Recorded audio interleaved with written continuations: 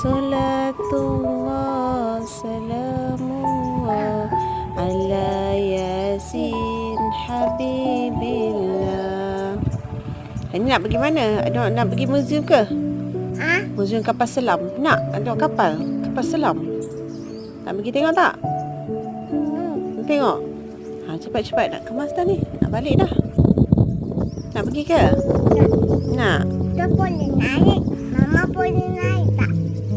Mama takut. Ada tak takut ke?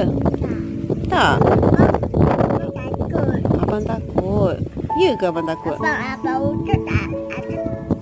Aku tak takut. Ya ke? Tak boleh. Okey.